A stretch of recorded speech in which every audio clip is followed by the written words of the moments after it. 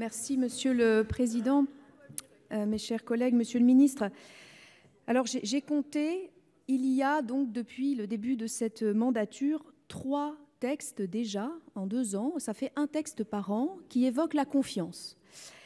Il y a eu la confiance dans la vie politique.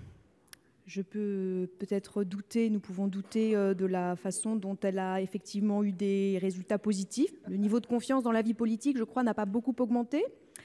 Il y a eu en 2018 la société de confiance. De la même manière, on peut s'interroger. Et voilà enfin, version QV 2019, la loi confiance sur l'école.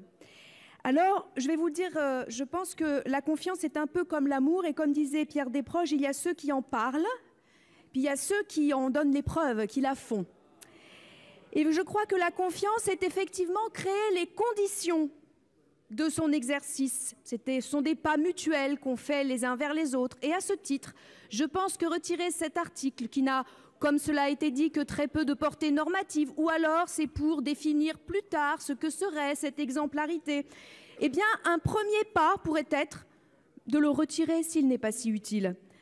Parce que, Monsieur le Ministre, pour l'instant, on lit quand même que les pratiques du ministère en termes hiérarchiques provoquent souvent un sentiment d'exercice d'autoritarisme. C'est ce qu'on lit. J'ai beaucoup d'enseignants. Et moi, pour ma part, nous avons été nombreux et nombreuses à être interpellés par les enseignants et les parents d'élèves.